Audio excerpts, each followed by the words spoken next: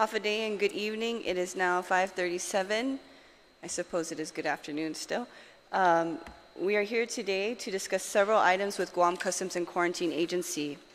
The first item we are discussing is passenger fees, and then we'll move on to the manifest bill and hazardous pay. And then, of course, we'll have open discussion, and if someone from the public would like to come and give a testimony or perhaps some concerns, you're more than welcome to do so. Okay? I'd like to introduce myself. I'm Senator Nelson. This is my Chief of Staff, P. Mesa. Senator, I'm George Charfris. I'm the Acting Director of Customs and Quarantine. I'm also the Homeland Security Advisor. Good evening, Senator. My name is Vincent S. Perez. I'm the Chief of Customs. James Diaz, I'm the ASO. Okay, thank you very much. So just to recap what we have been working on this term, actually, is specifically the passenger fees. Now, Speaker B.J. Cruz at the time introduced a bill to increase the passenger fees, but also taking away your AAA process. Can you just... Yes. Oh, okay. Okay. Go ahead, Acting Director. Hafaday Senator Nelson, on behalf of the men and women and service animals of the Guam Customs and Quarantine Agency, thank you very much for affording us this opportunity to participate in further dialogue on the requirements to meet our mission and legal mandates. I'm here to continue just that and to provide the information you require to best support our agency and its vital mission. Senator, we require assistance to continue to provide security at our borders to not only the people of Guam, but to our fellow Americans and even our neighbors. That assistance can best be provided through the legislature and to a degree by the executive branch. It is not yet an emergency, but soon will be. I can tell you that we have slowly paid the price for not resourcing and maintaining the security of our borders. I do not have the data on that statement, but I can tell you that it is evident to all of us every day. Senator, when the security of our island is sacrificed for what is believed to be an acceptable risk, you end up being invaded by unwelcome species. These invasive species are already inside our borders. You see or hear about them almost daily. They are the data right in front of us. We risk security and got invaded by brown tree snakes. We risk security and got invaded by coqui frogs. We risk security and got invaded by rhino beetles. We risk security and got invaded by fire ants. We risk security and got invaded by invasive plants. We risk security and got invaded by heroin. We risk security and got invaded by methamphetamines. We risk security and got invaded by cocaine. We risk security and got invaded by human traffickers. We risk security and got invaded by transnational criminal organizations. Senator, I can tell you we can no longer risk our security because the price tag for that risk will become very unacceptable to the people we are sworn to serve, the environment we live in, and the culture we believe in. I ask that you assist in turning things around so that we no longer welcome invaders that are killing us slowly. Thank you for your time. My Chief of Customs is now prepared to brief you with a plan we believe will help stop further invasion. Thank you.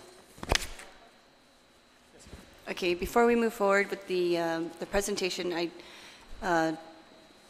Mr. Director, I'd like to thank you for acknowledging some of the mishaps because Customs and Quarantines Agency was often overlooked, especially when it came to manpower and resources. These are very serious. No, you concretely explained everything that has impacted our island and also, as a result, increased crime. And so I want to thank you for that and acknowledging that we do have an issue and that we're going to work to get it done to see what we can solve this issue. And it's not just maybe perhaps an issue is a very euphemism for a word, because it's causing dangers on our island, and it's hurting families and also resulting in crime and harm being done towards other people. So I want to thank you for that. And that is why we're talking about some of the resources that you need and how we can get it to you, to Customs and Quarantine Agencies, so that we can no longer take these risks, right? That we have the resources to stop these risks at our borders. And so, Chief Perez, please proceed with your presentation. Thank you, Madam Chair. If we can go ahead and start the PowerPoint presentation. Okay, so the first slide says who we are, Guam Customs and Quarantine Agency, and what is it we want to do. We want to legislate a temporary move from the administrative adjudication process to mandate a phased increase of 4 phases to the passenger inspection fee from its current rate of $8.29 per passenger for a period of 4 years to fund the CQA upgrade and modernization to meet the demands and challenges currently faced. Afterwards, on the 5th year, place a sunset provision to return back to the administrative adjudication. Why? Personnel, equipment, technology, supplies, training/education shortfalls have impacted enforcement capabilities, which ultimately impacts our island, our people, and our resources. Next slide. This next slide really talks about the personnel shortfalls, lack of equipment, supplies, but some of the things I wanted to point out was a little bit about our budget. Our FY 2019 budget was initially submitted at $14.9 million. In April of 2018, an amended request was submitted for $34.9 million to address the shortfalls of the agency. However, this budget did not move forward. Another budget was developed and submitted at $24 million to BBMR. This budget did not move forward as well. Through the recently passed budget law, the $14.9 million budget was reduced to $14.3 approximately. So today our resources have been spread so thinly, our effectiveness has been impacted, and I'm going to kind of like show that as a theme, but it's kind of like I'm over demonstrating on that. So if we can just go over to the next slide, and what you see there is a history, so to speak, of the numbers of officers from 2007 all the way up to as recently as October 2018. So I go back a little bit. In 1998, we had about 230 customs officers. And when you look at the attrition rate and how our officers are leaving, we are now down to 103. So over the last 20 years, our ability to fulfill our tasks has been impacted because of reduced personnel, training, equipment, vehicles, etc. Aircrafts are waiting for clearance. There are long lines and delays that are commonplace in the customs area. Many of our important customs functions have been negatively impacted. Our drug seizures have declined, our contraband seizures are down, and our agricultural seizures have decreased as well. So if you take a look at what's happening at the border, you can kind of see a correlation between the increase of narcotics on the streets. And the question that begs to be asked is, if you had enough resources at the chokeholds, which is the border, I would tend to think that wouldn't you tend to need less enforcement in the streets because you're already choking it. So if the agency were properly funded to address the gaps of the border, the benefit, of course, would be tremendous, and throughout the community, and the stakeholders would also receive that same benefit. So stop drug trafficking here, or anything, any contraband for that matter, before it reaches the streets, our families, and our community. Next slide.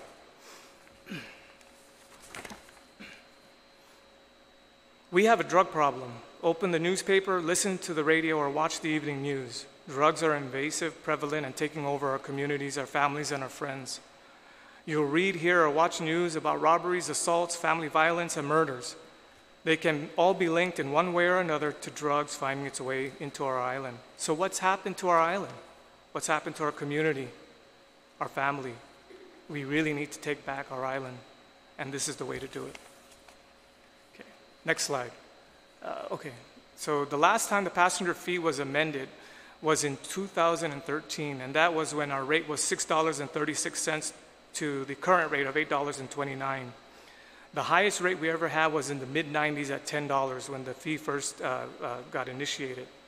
The last time Guam Customs and Quarantine had a training cycle was in 2013, and the number in that cycle was only 20.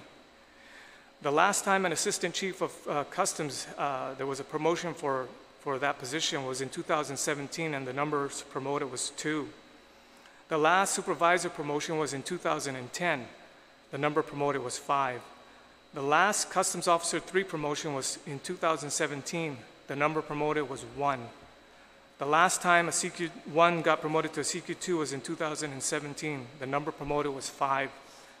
So when you take a look at these numbers, they really don't have an impact on the numbers when you think about the number of officers we have. So when you talk about morale and why maybe the officers are a little frustrated, it's because of the way our system is built. Now, what I'm hoping to effectuate during the time that I have here is to hopefully develop some programs to allow us to have a better policy implemented in which officers who have come in through the ranks don't retire at the rank of Customs Officer 1. If you think that hasn't happened, we've had several in the last few years. And it's very embarrassing because we know we can do better. We know we owe it to our officers in the field to make sure that these guys are recognized for their talents and their capabilities. Next slide. So this is a slide that is just a picture of the organizational chart and basically showing you the numbers of officers and staff who are assigned throughout. So pretty much if you look at the director's office, the current staffing is 6. We actually need 13. Special Enforcement Division, there's currently 35. We really need like 67. The airport operations is currently 43 operating, and we need over 100. The maritime air freight operations is currently 11, and we need ideal staffing of 41. And the logistics and support, we need like 32, and there's currently 6. The administrative staff, there's currently 15. We need around 25. Next slide. This slide only talks about the numbers of the current number of officers and civilian staff and the ideal number that's needed. So when you take a look at the number of officers and staff, it'll tell you that there's an ideal and then there's a additional number needed for what we need to in order to close the gaps. So for customs officers, we need approximately 219 plus as opposed to the 103. So we need at least 116.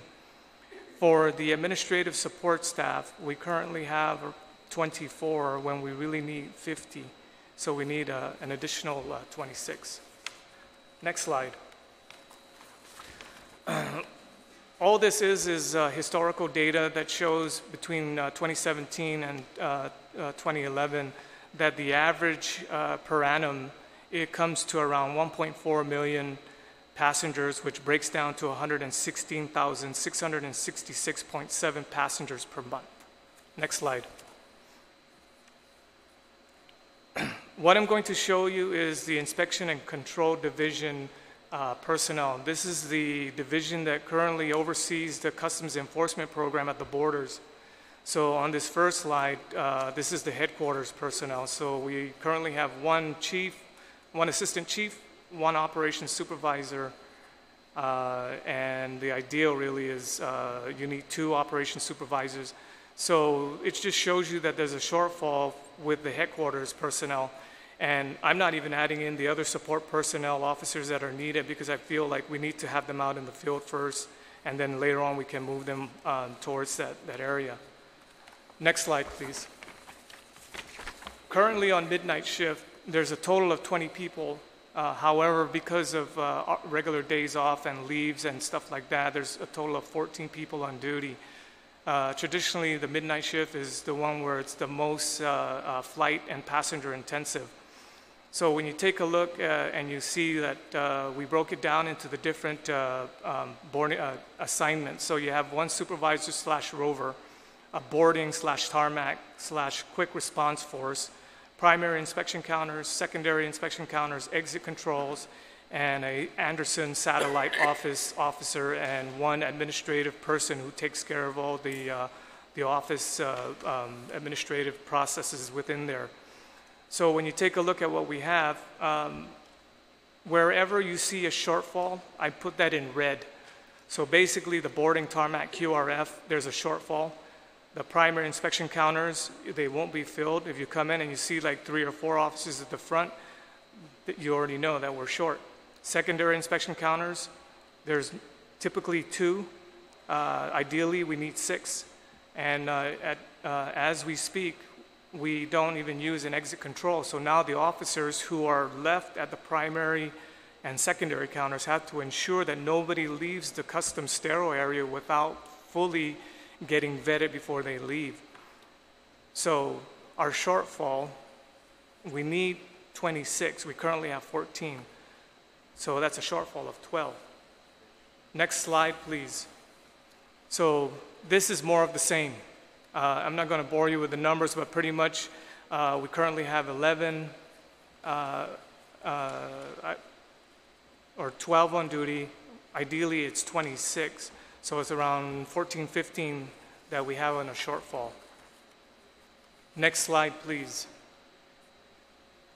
On swing shift, currently we only have 11. There are 8 on duty, which ideally we need 26. So the shortfall is 18.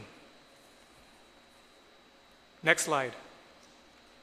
The air cargo, we currently only have 2 people on duty. We just recently moved a supervisor in there, so that went up to 3. But when the slides were made, we only have 2 people currently, when ideally we need a total of 9. So we're short by at least 7 more officers. The way we're taking care of it is that we're closing up some of our additional areas in logistics and support to throw down. So then what happens to the logistics and support? These guys take care of training, research, development, property, evidence, and fines, fees, forfeitures, and other programs that support the overall customs enforcement program. But then the question that I ask is, so how are they going to be able to manage their program if I'm sending them down to the air cargo or wherever they're needed? And we're doing it because it's needed. We can't just shut down the program. The inspection and control division is the officers keep telling me, it's the bread and butter. Next slide. Maritime, there's 9 on duty, and there's 9 total. Ideally, though, we need 20, so the shortfall is 11. Next slide. So this is where we talk about the phase implementation of the fees if we're able to move from the AAA process and for a period of 4 years, adjust the rate accordingly depending on what the package within the phase calls for. So in the first column, it says our current budget at $14.3 million at a rate of $8.29. If you take a look, the first line item says 24/7 airport operations. Yes, we can operate at the airport 24/7. But then you follow up with the question, can you adequately support the airport operations? The answer obviously is no.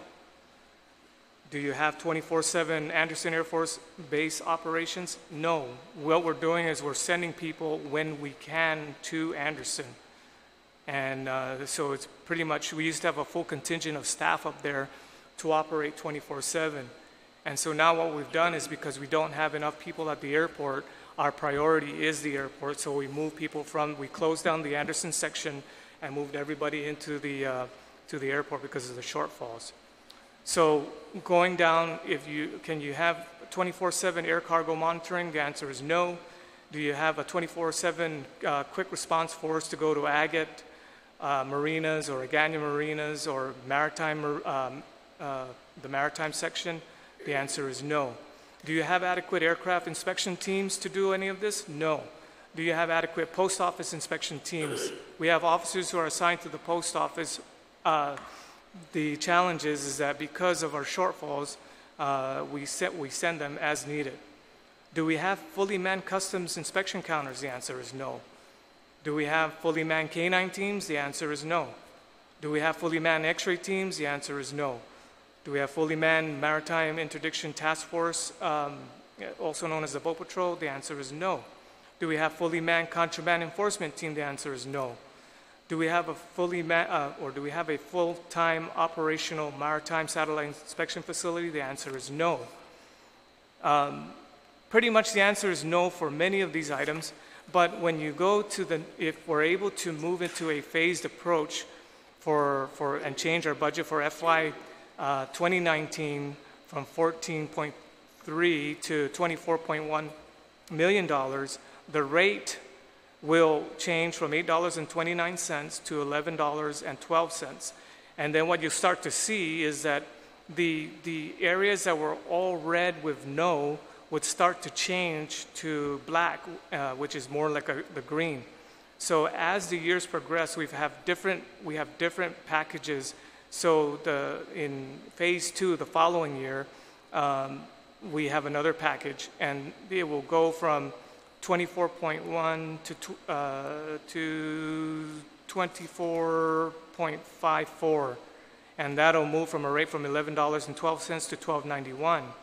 Then finally, in the next fiscal year, it'll move to around 26.14, and the rate will move from 14.01. And then the last phase, it'll move to 26.40 million, and the rate will just go up by 13 cents.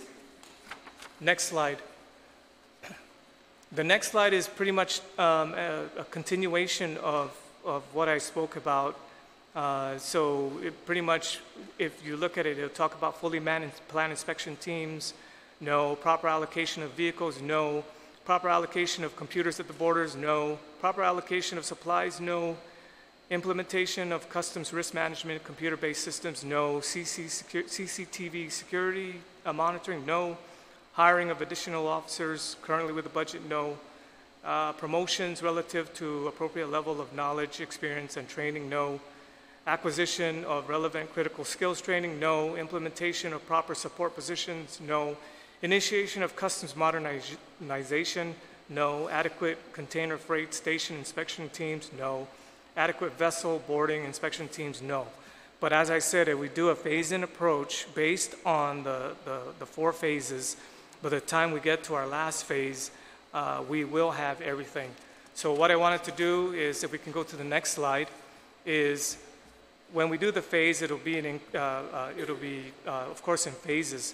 So if you look at this first phase, it normally costs a lot of money to hire and train officers, because you have to send them to school. You have to give them their firearms, their credentials, their badges, their uniforms, their FAA identification cards, their parking permits, their radios, their hard hats, their vests. So all of that is initially one of the biggest things in the startup. So what I did was I broke it down and I showed you what the typical cost would be. And so for phase 1, for the 11th cycle, if we're able to pick up the 29, it'll come to $1.78 million. So after hiring the 29, it would bring our officers to about 132. And ideally, we would need around 219 or so there to fill currently existing gaps. So we would need to hire an additional set of officers. Next slide. So this is just a continuation. So now this is basically on hiring the 12th cycle. So because the number moved from 29 to 50, the total cost would be around 3.07 million. Next slide. Phase 1 continued is to hire, educate, train civilian support staff. We're going to need program coordinators, accountants, management information systems, management analysts, administrative assistants, word processing secretaries, messenger clerks, property management officers, records management officers, clerks, plus the badging, urinalysis tests, parking permits, etc. So that would come out to approximately $524,000 to hire this support staff. Next slide. Okay, so this one talks about more or less retention and pay issues for the officers. So we need to institute desperately needed promotions. We need promotions of officers for overfilling. If you look through the agency, I think you'd be hard-pressed to find officers who are not performing at a higher level.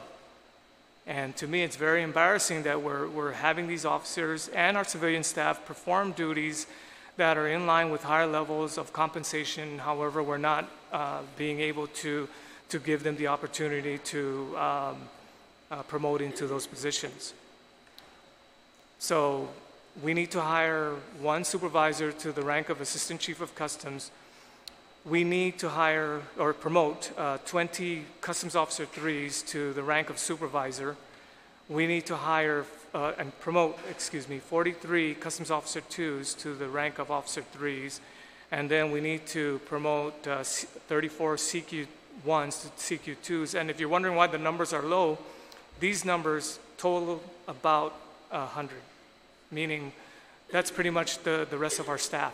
We can't promote any of the trainees because they need 2 years of experience in order to move up from a Customs Officer 1 to a Customs Officer 2 and also meet the time, not just the time and grade, but the requirements like education, training, et cetera, et cetera. Next slide, please.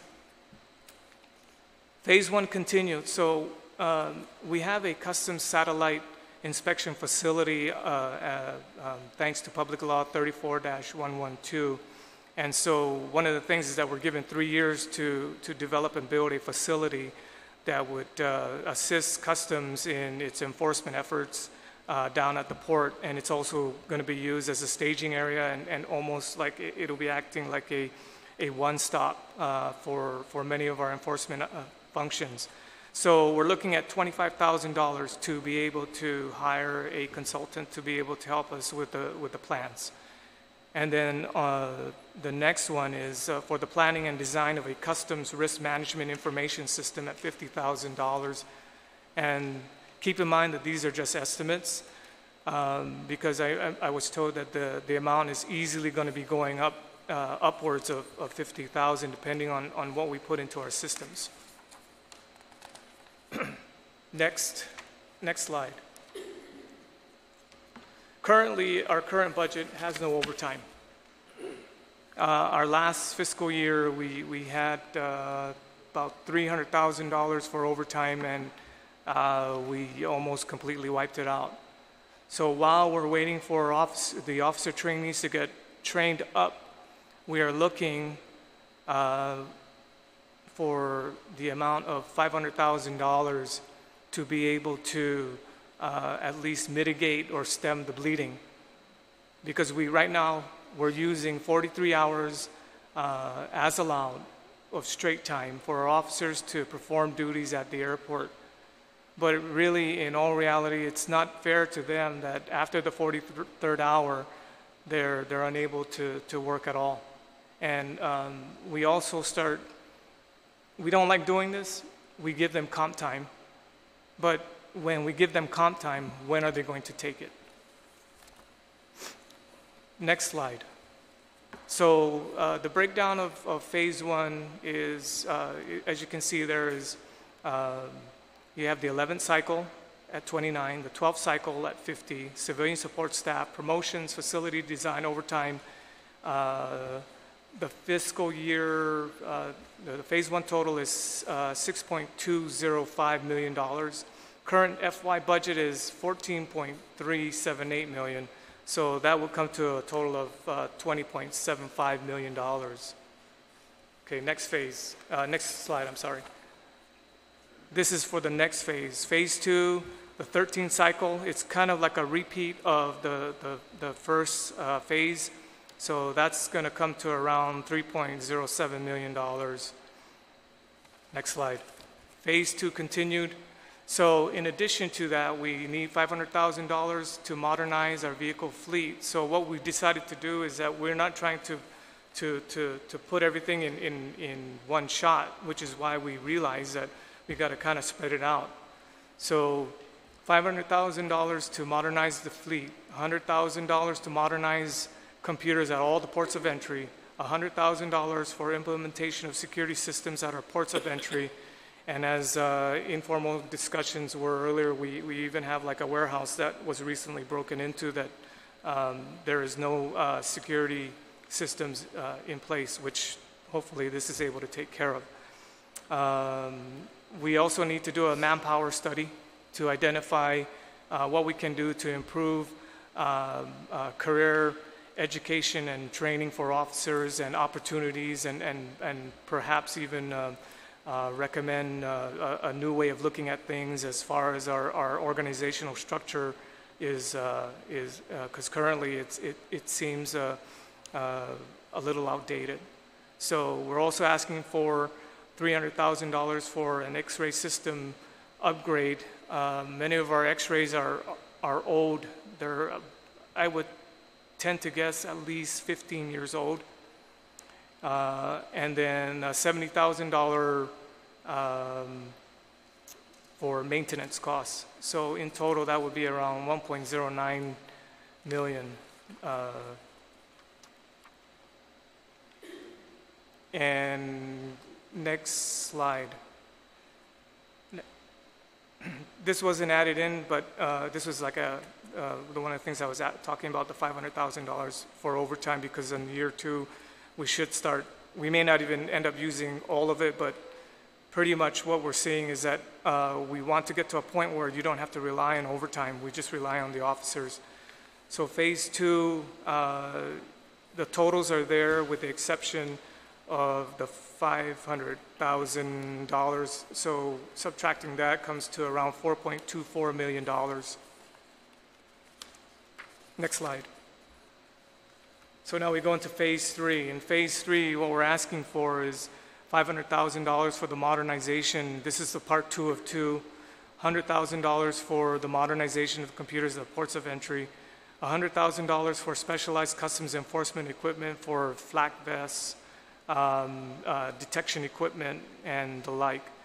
And $2 million for what we call a fixed warehouse containerized X-ray system that will be built into the customs satellite inspection facility at the port, so that when you drive your container in, you don't have to worry about taking anything out. The X-ray will scan it. It's part of the fixture of the building. So next slide. Sorry, I skipped it. Next slide. So this is just a breakdown of the total costs of what it's going to cost for that phase on top of the budget. And then next phase, next slide, phase 4. There really are no new initiatives.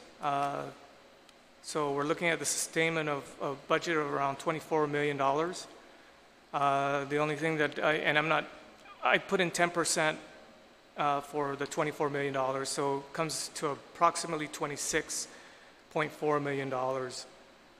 So pretty much when you add everything up and it comes around 26.4, it'll be around 19,800, I'm sorry. It comes out to 19.8 million, sorry, I'm reading that wrong, for passenger fees. So divide that by 12 months, you come to around 1.65 million passengers per month. Divide further to get your average at 116,666.67 passengers, which when you look at the rate and you calculate it, comes to around $14.14. So next slide. So pretty much this, I'm just going to summarize. It's pretty much if we're able to get the equipment, supplies, training, the initiatives that we need to put have put in place, we would stem the flow of narcotics. We would be able to stem the flow of invasive species. We would be able to stem the flow of terroristic activities and everything else, because you have to remember that the ports of entry are the chokehold, are the choke points. If we're able to get it where you pour your water into the funnel and stop it at the smallest point of the funnel, you won't have to go into the community and start to try and look for a needle in a haystack. It will be processed at the border. Next slide. And that pretty much is more of the same. Next slide. So this pretty much concludes my presentation on the reasons why it would be beneficial for us to move, at least temporarily, from the AAA process to a 4-year phased approach of increasing our budget. I believe that the stakeholders would probably be much more amenable as opposed to having a budget swallowed at $26 to $34 million, and they would be able to appropriately schedule their increase in fees and put it out there, knowing when these fees are going to take effect. Thank you.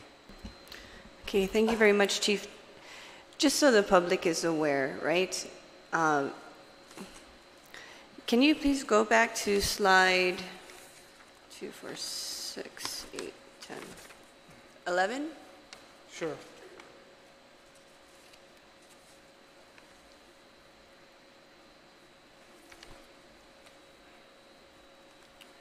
Just give us a couple of seconds. Sure.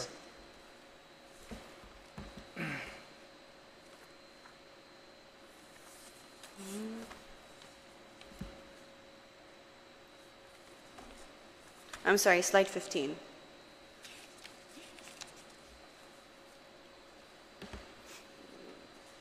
Next slide, next slide, next slide, next slide, this one. I'd just like to also acknowledge the presence of Senator Estevez. Thank you for coming, Senator. So the current rate is $8.29 passenger fee. And this is essentially how Customs and Quarantine Agency is funded, through the passenger fee. You're looking at, to raise it, the FY19 to $11.12, then the following year to $12.91, Right. and then the next year to $14.01, and then the next year to $14.14. Yes. Okay, so we're not doing a big jump We to are not. $20. Okay. I want to also discuss the numbers a little bit for the personnel that you are looking to hire. Sure.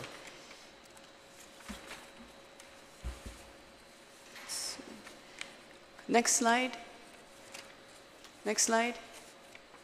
So in this slide, for the phase 1 on your 11 cycle, you have 29 trainees. Yes.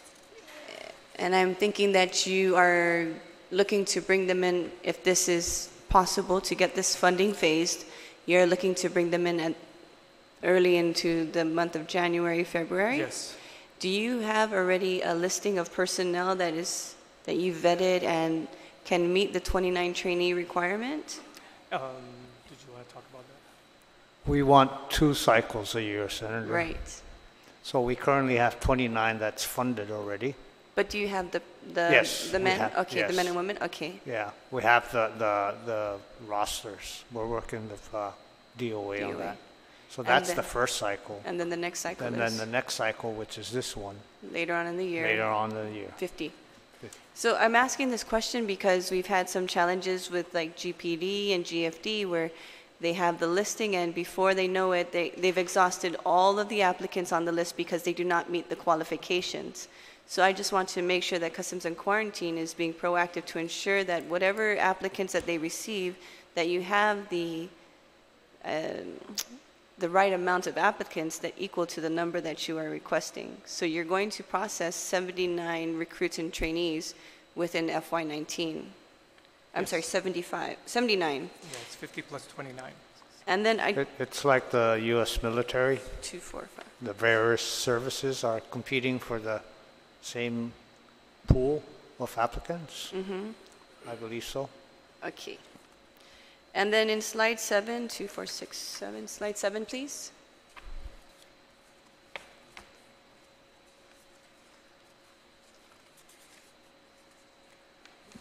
That's the one. Next slide, Barry. Thank you. So in your CQ1 pool, you put your ideal at 45. Right. So I'm just trying to connect the number with this number on slide 7, and then your requested trainee Right. for phase 1, 79. Yes. So Are you looking to place them all into CQ1? And I'm thinking you are, because in the presentation you had showed that, well, actually many of them, it was your 24/7 airport operations is where you would place them. right. Your hiring of additional officers, hiring of additional support staff, and promotions. Right. Okay. So I will talk just a little bit. If you're wondering, right, when you take a look at that slide and you see, okay, so ideally you're talking about CQ1s, we currently have 44 and we need 45, right? What happens is that if we're able to promote everybody up, you're still going to be left with a shortfall. So what happens is that you can't promote customs officer trainees into an officer 1 until they're fully vetted and they perform their time in grade, time in service, and they meet all the training requirements. All right, I'm tracking. So I'm just, Yeah. so for further information, could you just put down a number of how many you're looking to promote, the hiring of additional support staff, and the hiring of additional officers on your 24 ops for your phase 1? So it can be clear where the priority is at. Okay, I have a slide that talks about the promotions, and so that kind of ties in with it's on slide 20. So pretty much, if you take a look at the total number of officers in the agency, and you take a look on average, with the exception of the 10th cycle, they're already going on maybe 4 or 5 years. Now everybody else is well over 20 years, about 20 years on hire. So what we're doing is that if you take a look at how many officers we currently have in the CQ1 pool and the CQ2 and CQ3, what happens is that when you promote from the top, you start to get more numbers. You're going to need more numbers in the lower levels. So what happens is that as I promote one customs supervisor to assistant chief, now I need, instead of 19, I need 20. So from there, it impacts all the way down. So in total, I can only promote 34 CQ1s to the rank of CQ2, and my belief is that everybody has met the criteria to at least meet the CQ2. But keep in mind that some of the CQ1s are qualified either as CQ3s or even supervisors. So what's going to happen is that the pool from the CQ1, some of them are currently holding the position of specialized enforcement positions, which typically we move officer 2s or officer 3s into that. But because of a lack of personnel, we've had to overfill it with a customs officer 1. Okay. I'm asking this question because in your 11th and 12th cycle for phase 1, you have 79 to hire, educate, and train. Right. And so the number's not adding up with the previous slide that you presented to hire, educate, and train. And you do have a breakdown of where you'd like to promote during phase 1, but the numbers are still not in line. What I can do is I can make sure that the numbers are, and then explain it so that it's logical and you can see the flow.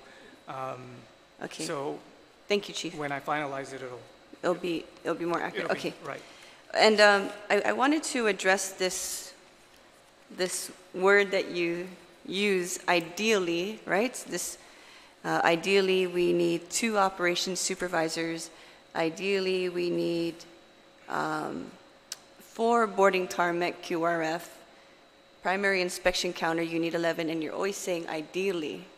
And so it's kind of like, at a management perspective, I'm thinking, oh, this is the ideal.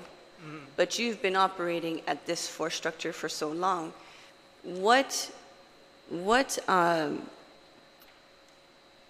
I think you need to do away with the word ideal and explain how it hinders your operations to show that you need these numbers. It's not an ideal number because, as the acting director stated, we're having invasive species, cocaine, heroin, human trafficking entering our borders. And so this is really not an ideal. This is perhaps a number that is urgently needed. And how did you go about that number? Like, where did that statistic come from? And so those are some of the shortfall and gaps. Like, Yes.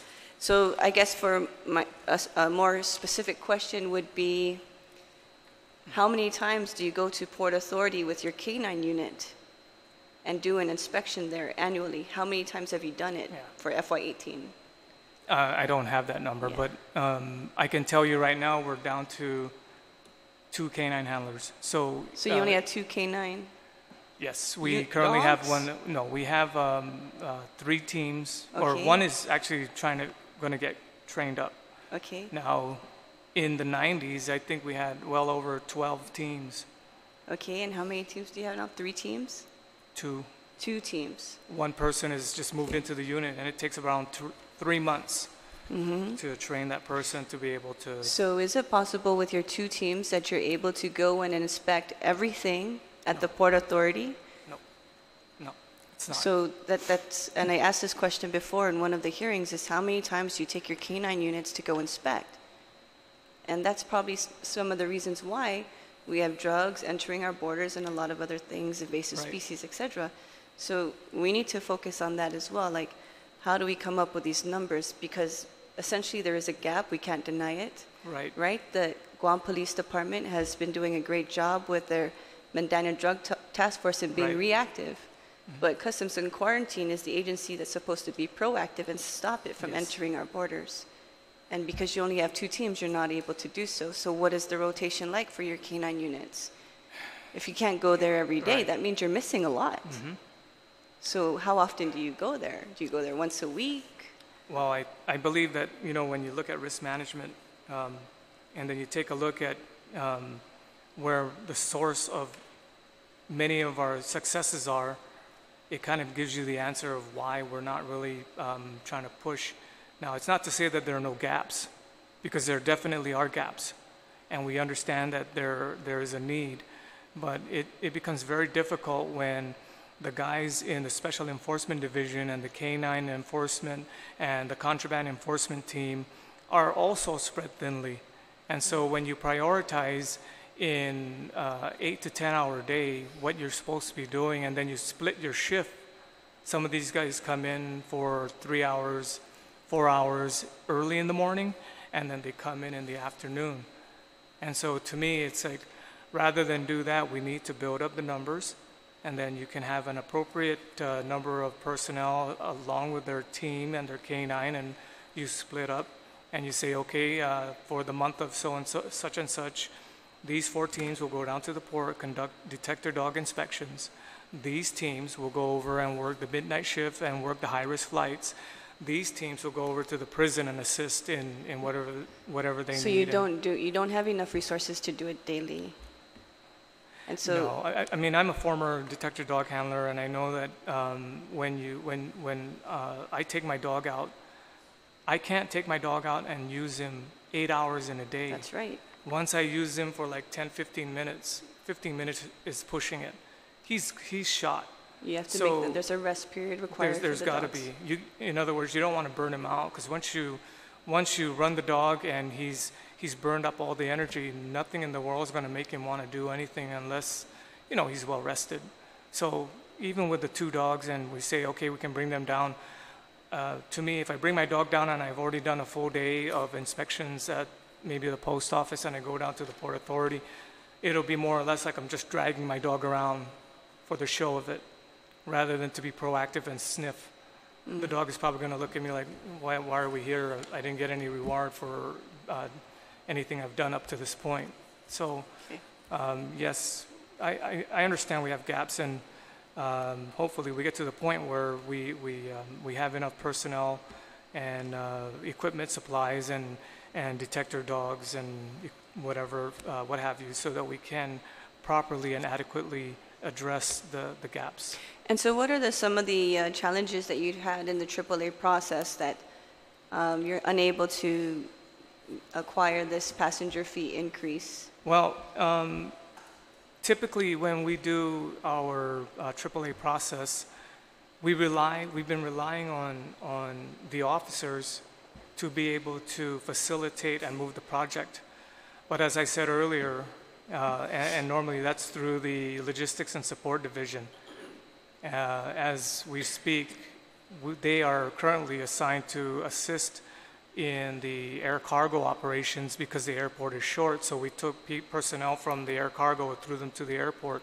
So like I said, we're down to 3 people operating in the air cargo facility. And so the people who would typically be moving this program forward through the AAA process are not there. They're down in the trenches doing the enforcement work. So if I'm going to pull them out, so then we take a look at risk. Do I risk taking these guys out, pushing the AAA process, and remove them from the air cargo facility, and then at what expense? And so it's kind of like, it's a juggling act. And I kind of feel like if we move forward with at least temporarily for the 4 years, move to a phased approach of the rate increases, and we get the proper support staff, the accountant, the program managers, et cetera, we can remove the responsibility or the onus on the customs officers who are assigned in the Logistics and Support Division to where it truly needs to be. We need to have people monitoring the program. We need to have special project coordinators to be able to tell the director and myself, hey, we're tracking too high. You're going to have to adjust your rate low for the next year, and we're going to initiate the AAA process. If you take a look historically at the number of times we've increased our fee, it's been years. And why? Because we're always relying on a group of people, officers, and to me, the officers should be doing what they need to do, not doing administrative things like moving the program forward or doing the AAA process. But because we don't have the luxury of resources, if you will, our officers are willing to do it. Okay. And I know they are. It's just, it's frustrating when I really want to move it forward, but things always seem to happen. Okay, thank you, Chief. Senator Steves? Thank you, Madam Chairwoman. And at first, I'd just like to thank you, gentlemen, for being here. And again, thank the Chairwoman for putting this together and her consistent attention to this issue. You know, Chief, we've met, and I think this is a great compromise that you're looking at with the phased approach.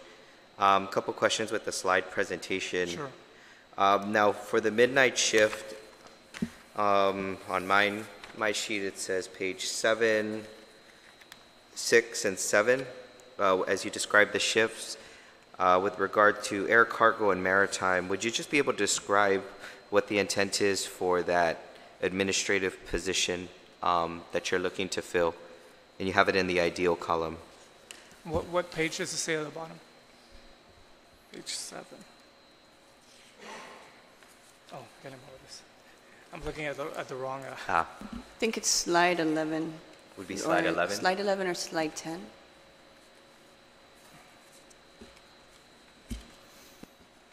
Okay. Next slide. So you're talking about like the admin? Correct. First? Okay. So currently these are all officers. It doesn't mean that there's an administrative support staff there. Okay. What it is that on a 8 to 10 hour shift, somebody's got to field all the calls. They've got to take all the they've got to take in all the information that's being relayed on the radio. Okay. And so what they do is that the person, the administrative officer who is in there, is taking all the reports, putting it in the proper logbooks, making the phone calls to the different officers who need to be called in for different assignments, and also assisting the supervisor in preparing reports.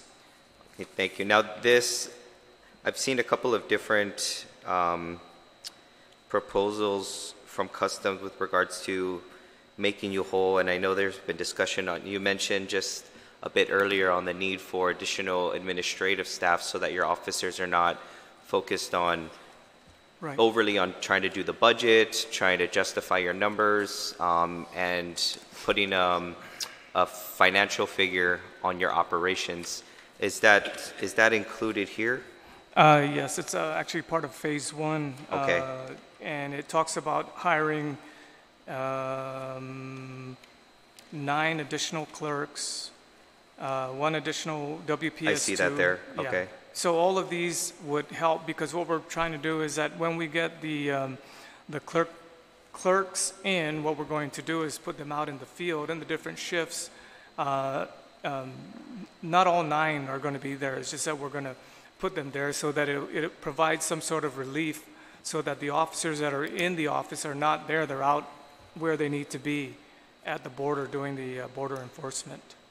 I see that. Now, okay, I don't want to get into too much detail about that specific position, but okay, you have that covered, additional admin staff. I can't say exactly which slide it would be on. Senator Nelson, which slide would this be? Maybe 13? Slide 13? 16. 16. Go to slide 16, please.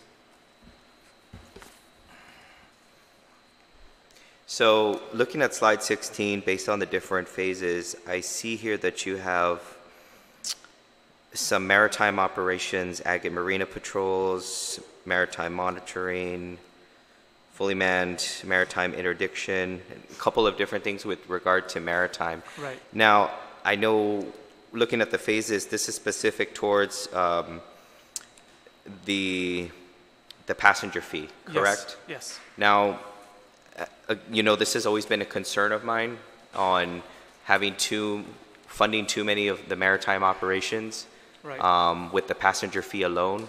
Right. And, you know, we've had that discussion on numerous occasions. Do you have alternative proposals? Because if we were looking at a phased operation, we could potentially look at the balance of passenger fee increases with adjustments to the maritime cargo inspection fees Right. and rates. And so then that way, you know, we're chipping at it, but the end result is going to be a final product with proper funding from the respective carriers. Yes. Because my fear is that if the maritime is not in the conversation, if we go through the phase process and we adjust it and we start to run into those limitations on funding maritime operations with passenger fees, or we run into some other roadblocks primarily with the federal government or carriers filing either lawsuits or complaints with the government, then we're going to be stuck with potentially either funding from the general fund custom operations that we've become accustomed to, or having to drastically increase the maritime fee to make up that shortfall. And you know, obviously it's not popular to increase the maritime fee, but is that something that we're looking at addressing? Because I don't think it's in the conversation enough. Well, yes, because the reason why the focus was on the passenger fee was that initially when we were meeting with former Speaker Cruz, he was talking about making an adjustment to the passenger rate by itself, $20. And so what I did was during my write-up, what I did was, like, let's say you use $24.1 million for your budget. So we're using a formula that comes out to about 75-25. 75% is funded by the airport, 25% is funded by the maritime air cargo. So what I did was I didn't put the information for or the funding solely on the budget for the airport. So pretty much the funding for like a $24.1 million budget is, and then you take away the 25% for the maritime air freight, comes around to like $18.07 million. So that was the 18.9 you had mentioned earlier? Yeah, so what it is I went through each one, made sure that we're mostly just talking about the airport passenger fees. And you're right, you go over to the maritime air freight fee, and there are things that we can probably do that may address some of the shortfalls. But I decided to focus mainly on the passenger inspection fee. That would be the bulk of your operations. Yes. Yeah. And which I do understand, and I guess I just wanted to inject that into the conversation. But it that does need to be revisited. We understand that. Yeah, I'd like to just keep it in the conversation. Yes. So that it doesn't become a surprise. People quickly forget that, how customs operates, how they're supposed to be funded, and, you can say it 10 times now, 4 years, everyone's going to forget. Right. So with the 18.9 for airport operations, 75-25 split. Now with the, was it public law 34 dash for the customs facility down at the port. Now, is there going to be a need though? Because I know when we were talking about the design during the public hearings and even debating it on the floor, the proposal was to have the satellite, custom satellite facility down at the port.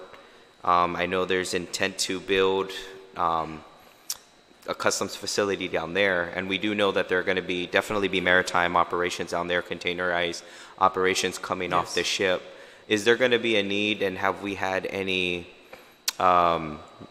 maybe legal counsel take a look at that, and how the capital for building that facility, would that need to be potentially split between maritime, appropriately split, proportionally split between maritime and air based on its usage? Now, like for the administrative piece, we could probably get away with funding that with the passenger fee if you move your operations down Right. there. But for the maritime operations that are, there would be no way to justify it. Are we looking at? I see your point. Yeah, so we currently have, we've assigned a committee to start looking into being able to develop the property, and also some of the things that they're going to have to consider is how we're going to fund it. What we're looking at is we need to have like the design, because we have officers who actually drew up a design, right? But they're not architect. They're no architect. They're no engineer. And so what we're trying to do is we want to make sure that it goes in line with whatever the requirements are for building of a warehouse or a facility. And we want to make sure that it's a one-stop, so that it's not just customs for at the port, but if you needed agriculture, if you needed EPA or maybe even a Coast Guard office or something like that, we want to make sure that we're trying to open it up so that Multi-purpose. there's a sense of convenience rather than inconvenience. And that's the phase 1, 2550, correct? Right. Or 25,000 and 50,000? Yeah. And so there would be then the potential, so let's say phase 1 goes according to plan. Phase 2 would be increasing the fee again, and that would really be primarily focused on air cargo and passenger operations, which is the bulk of your operations. But there would probably be the potential for a change either of phase 2 or phase 3, depending on what the outcome is on phase 1, because if we wanted, in case we would want to move forward with the facility, correct? Yes. Okay. Think that is all I had at this time, and thank you, Chairwoman.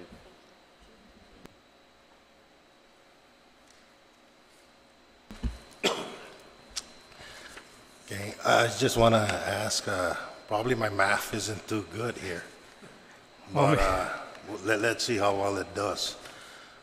The implementation of phase 1, according to, I'm not sure what number this is, but your total budget's supposed to be 20 million by the time implementation of phase 1 on this chart here. It's on page 12, the first chart.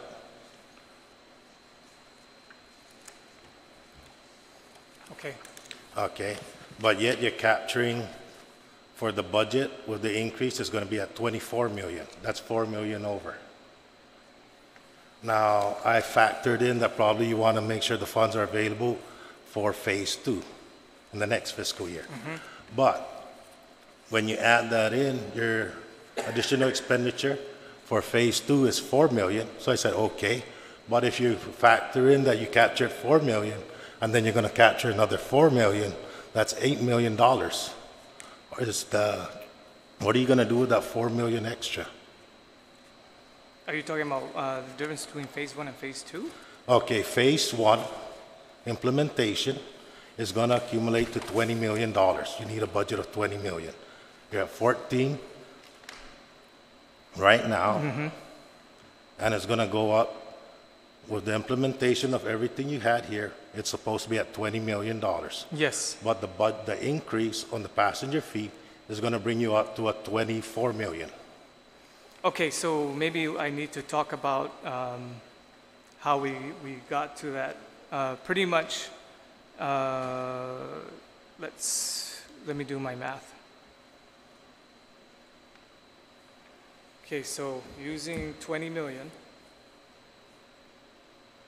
27,58338.00, you take that, you subtract, because you're only working with the airport.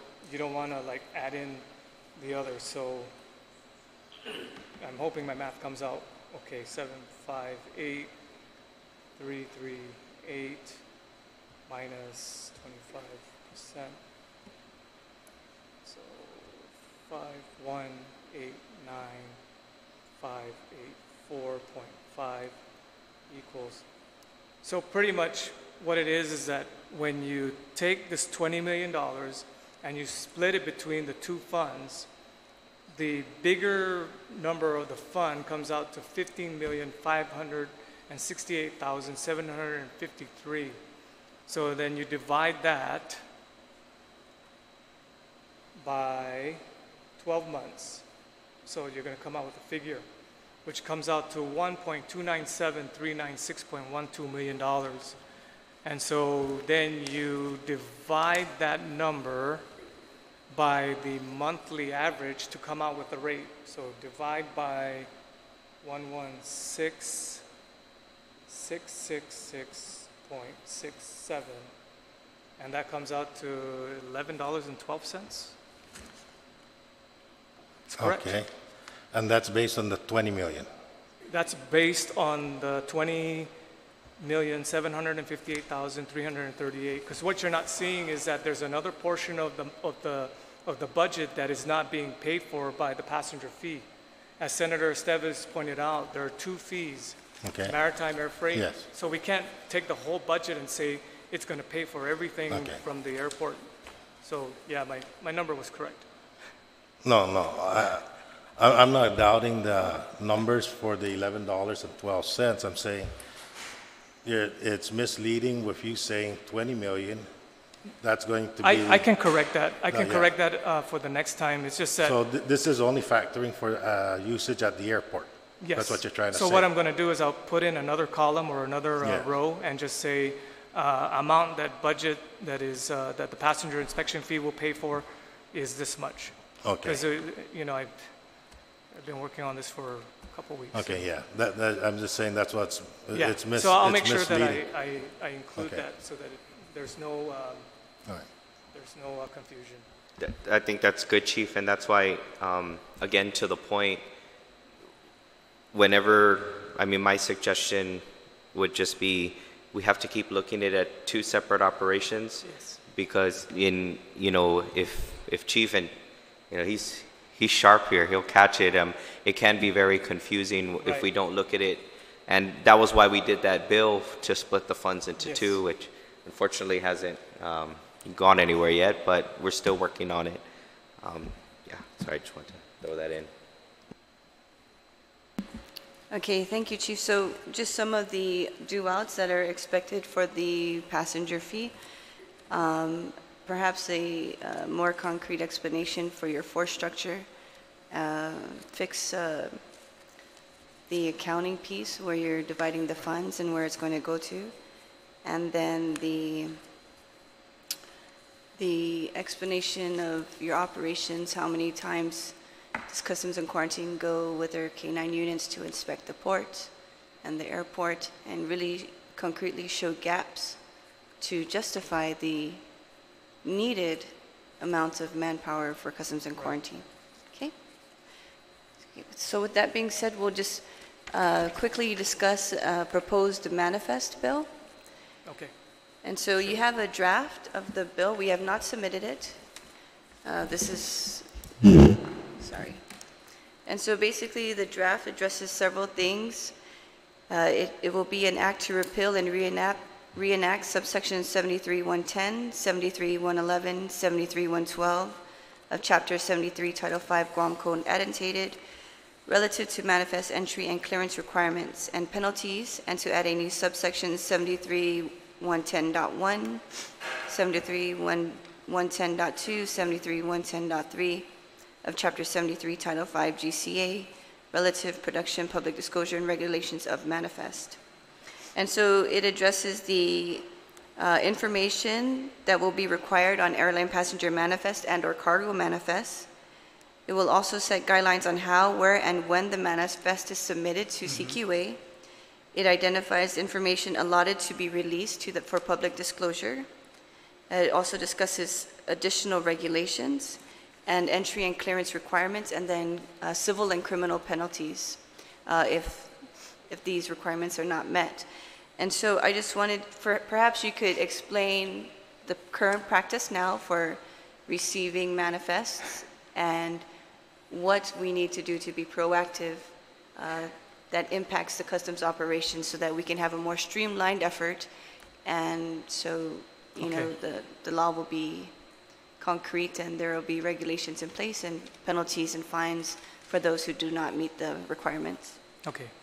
Thank you, Senator. I'm going to try and simplify it as much as I can. And I think the word that I need to use is modernization of computer-based platforms. Currently, everything that Customs and Quarantine Agency does, all our employees, most of the work we do in the field is through paper. We would love to go paperless. Our challenge is that we do not have a customs risk management information system that allows us to tie in or to talk or communicate with any of the other platforms that currently have a way to store manifests or any other documentation for that matter. So pretty much the way it works is that we wait for the vessel to come in and we wait for the stacks of documents to arrive, and then they present it to the customs officers at the window, and then the customs officer has to go through it piece by piece. So imagine, if you will, if we had a computer-based risk management information system that was able to talk and communicate among platforms, cross-platforms, to communicate with US CBP, with the Coast Guard's platform, risk management, intelligence.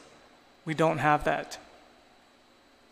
So with this iteration of the bill, it goes a long way to improving our capability. Now, with this in line with the phased implementation of the fee increases, I believe this will solidify the agency's effectiveness at the border, because no longer are we taking our time to try and read through like several hundred pages of invoices and documentations when once the vessel, for example, or the aircraft leaves and it gets inputted electronically, we would already have received it.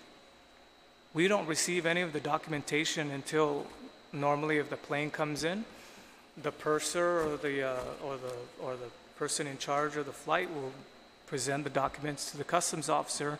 The customs officer will call down and say, according to this, we have 310 passengers disembarking. We have 5 crew. Nobody's sick on board. We have the cargo manifest. And then we have to also screen to see if there's anything there. But imagine, if you will, and then there are times when we don't even get the manifest. So it's a redundant process, and then also you're not able to this prevents you from streamlining and making operations more efficient. Yes, Okay. that's true. And usually, ideally, now we can use the word ideal, you usually should receive these types of manifests for passenger arrivals at Well in least advance. 30 minutes upon Maybe even longer, yes. the plane leaving from. If you take a look at how our federal counterparts, the U.S. Customs and Border Protection, operate, everything's electronic. And, you know, the differences between Guam Customs and our federal counterparts are huge in some respects. They have long pockets, they have long, deep pockets, they have access to computerized systems, and they have the long arm of the federal law that basically tells everybody that you need to do this. You take a look at our current 5G CA Chapter 73, we're a young entity. We're, I think, 50-some years old, but we haven't grown. And so these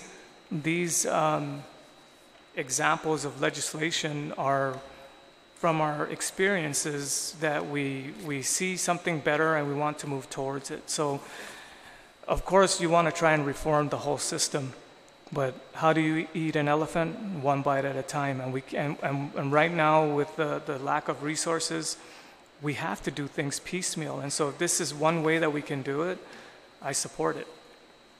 Okay. Thank you, Chief. Do you have a question? Yes, I just had a question. You know, I've thought it was a great idea, and thank you for the chairwoman for moving forward with this. Now, I guess my only concern is, because a lot of discussion has been placed on funding and updating the computer system, the risk management, would there be any impediment to implementing these pieces of legislation without the additional funding to update the computer systems? Because I'm assuming this would require additional computer systems at the terminals, counters, the checks, and the admin facilities, so that we could actually implement this. Because if we're 100% reliant on a digital system, then we're going to need the associated systems to do it. Would that be a huge impediment? Would it cause, or do we foresee problems if we institute this legislation and you guys don't have the funding to update your computer systems? Thank you, Senator Esteves. To simply answer your question, yes, there would be an impact. Why? If you don't have the capability to receive the information electronically, for example, you're still going to have to provide it to me by way of paper. Now, I saw a couple of sections in here that were crossed out. Would there still be a paper option, at least in the interim, as we transition to a paperless system? Would there still be the, I guess, through special circumstance, would they still be able to submit? Yes, we will allow for a transition period because we realize that for like the here and now, we don't have the platform. But if you're able to give us the documentation within the required amount of time, and it's presented as a hard copy, I'd rather have a hard copy, but well in advance, than having you present it at the window when you want to clear all your stuff. Is that within this statute, or is it just remaining in current statute? I guess the only thing I'm asking about is page 8 of the bill. I see. This is draft. Yeah, of the draft bill. Yeah. Section 73111, so manifest delivered to customs officers. And if we remove that from the current section, would that remove the legal authorization for the master of any vessel to submit it upon arrival? I mean, because we could then maybe potentially keep it and word it as a transitional period. Because I could foresee a lot of potential things. I mean, something as simple as you guys order the new computers, you have the funding, and then there's a protest. And so we're waiting for these computers to get up, and now we're having issues getting cargo and passengers through because we removed that legal provision to accept manual operations. Right. I'm thinking, though, if we allow time for transition, that hopefully matches up with our implementation of a customs risk management information system, that there would be no need. But I can see your point that if there's, let's say all the power went out and there's no computer systems, and there would probably be a need for 73111, but it would have to be amended so that it fits with the context of what we're trying to achieve. Because if we leave that in here, it kind of defeats the purpose of trying to require an advance manifest, because now you're saying within 4 hours after arrival. Yeah, I mean, I'm saying we could potentially amend this section as it is Okay. and still require an advance manifest Sure. somehow through another system. I mean, there are probably ways we can look at it. I'm Okay. just a little bit apprehensive of being overly dependent on your computer systems, Right. which are aged, right? We know that because you need new ones, and that would require a procurement process that could potentially Okay. delay, Okay. and funding that could be potentially delayed. So, again, I completely agree. I just don't want to see us, good intents I understand. are good intents, but yeah. All right. Can take a look at that again.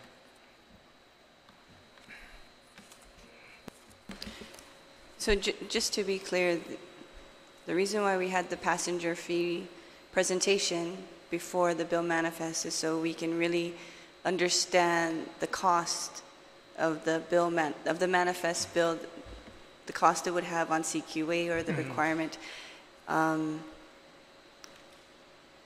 The computer systems that you do use, are you able to function in the capacity of the proposed draft bill? I think the answer is no. Yeah. Okay. I was trying to It's delicately. reliance upon us getting this passenger fee Yes. approved and moved forward in order for you to meet the intent of the bill. Yes. Okay. Right. That's right. Yeah. Okay. The last item on the agenda is. Oh, the hazardous pay. Okay. So we've been talking Senator, about this. before we go into that, can I Yes. just comment on the two bills, the manifest bill and the passenger fees? Sure. I know there's other options out there to funding. We can get grants For the manifest bill. for some of the computer equipment or other equipment that we might need. Okay. We can get that not just through the passenger fees, but also, through grants. One of the things that you don't see here and that the chief put in for the personnel is the program coordinator 3. Right. It's in one of those slides. That's another name for a grant writer. So yeah, Mr. Director, if we can move on that, then Yeah. absolutely we can push the Yeah, bill that- manifest. Currently, we don't have a grant writer. We don't have a program coordinator 3. And like the chief mentioned, we use some of our customs officers to do some of this other stuff. Right. If we had a dedicated grant writer, we had a dedicated accountant, we can free up some of these officers, and then the money is the important part of this equation. We can find money elsewhere besides passenger fees and general fund. So when those things are looked at and put in place, Yeah. then we can definitely. But for move right now, forward. to jumpstart us, We need the to get passenger to that, we need to get the passenger Passenger fee fee. implemented, so Yes. we can get these people in place, so we can get off the. Okay, I understand. Yeah. Tracking. Okay, so the hazardous pay, we've been working on it for, A while. yeah, Yes. roughly like 8 months, right? A few months. Yeah, so I was wondering, have you started, did you meet the requirements that DOA set before you in order to give our CQA officers their hazardous pay, and have they started receiving their hazardous pay? Okay, to answer your question, I've been collaborating with the Department of Administration on developing a matrix for upon exposure.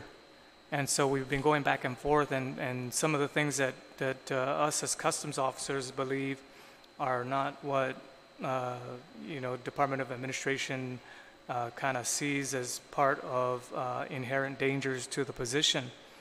So what we've had to do is we've come up with a matrix of so many different instances of how officers would be exposed to some sort of threat or danger. And so we finalized that, and the last thing I heard was just a few days ago, Thursday or Wednesday, is that it's with the director of administration. It's going through the review process, and they're waiting for us. I mean, they're waiting to generate the letter addressed to us to tell us that the matrix, as submitted, will be used for the implementation of the hazardous duty pay.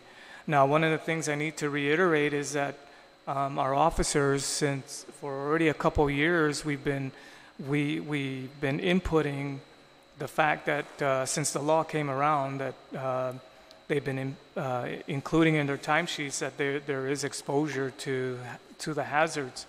Now, one of the things that kind of was glaring at us was the fact that when the Guam Police Department was put in that bill, there was no consideration for the law enforcement brethren like Customs or the other law enforcement entities.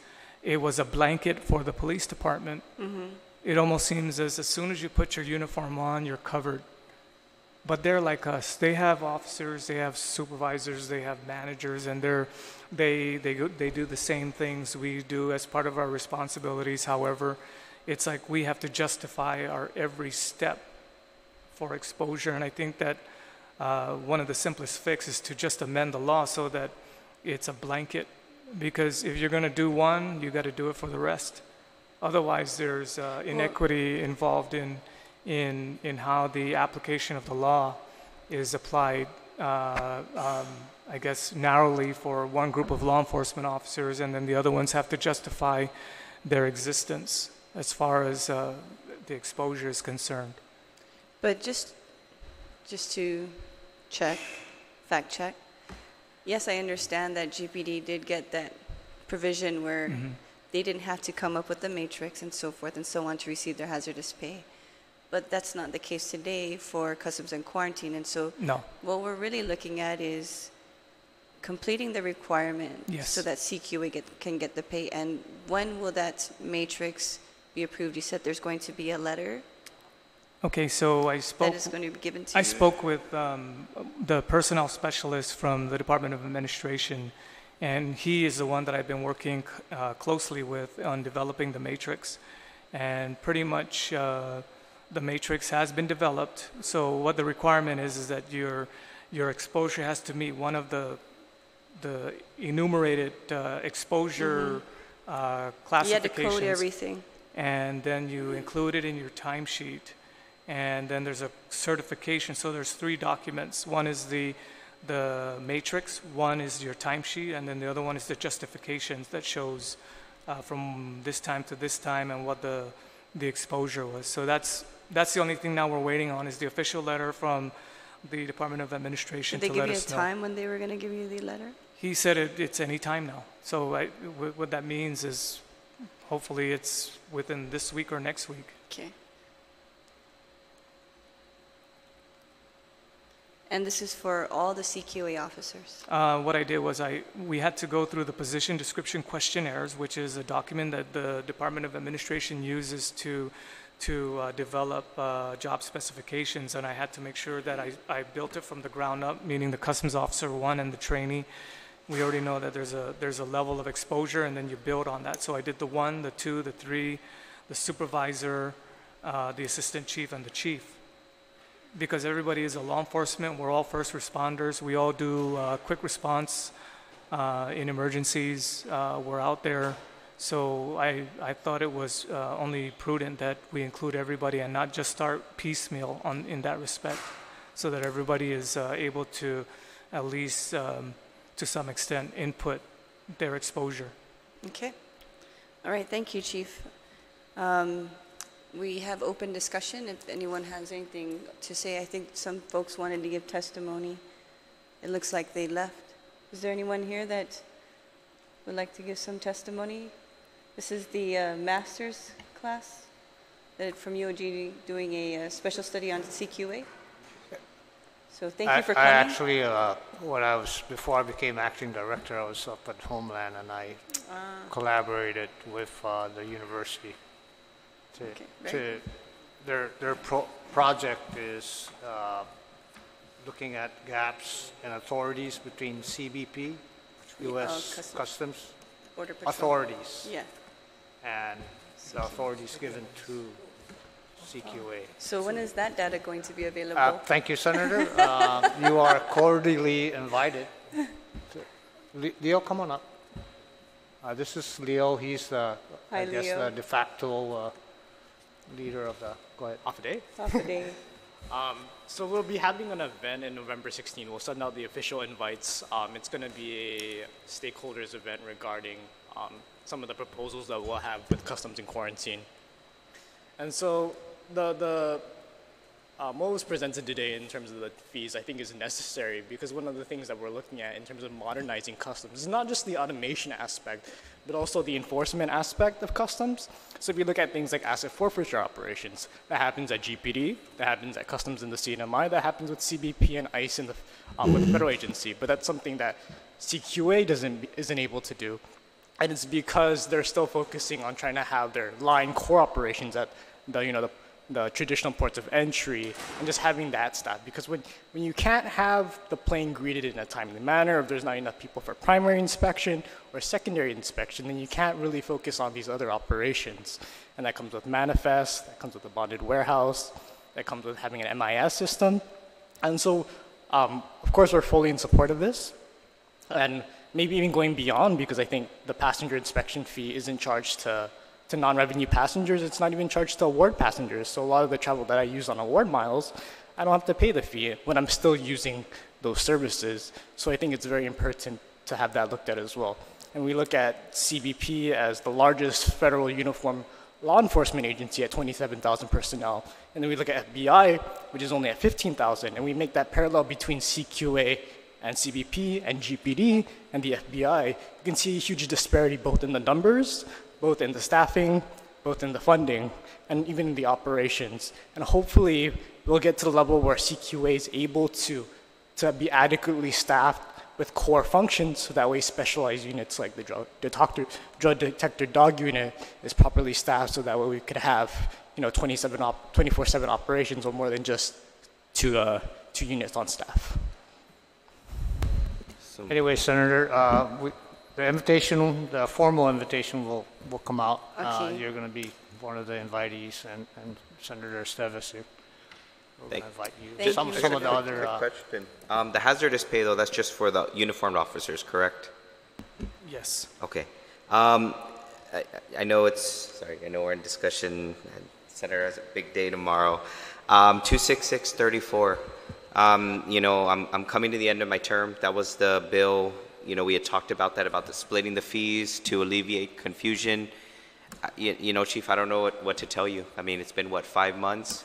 I've done what I can, so it's up to you, Director and Chief, to lobby that for whatever reason, Senator Siniclis will not have a public hearing on it. Okay. So it's just sitting and we can't even get discussion. It's fine. If I can get it moved to a different committee, I will, but whatever you can do. So yeah, because I'm on the way out, unfortunately. Okay. But we still have 2 sessions left, so we'll see. Again, thank you, Madam Chair. Thank you, Senator. Okay, so this concludes our roundtable discussion for tonight.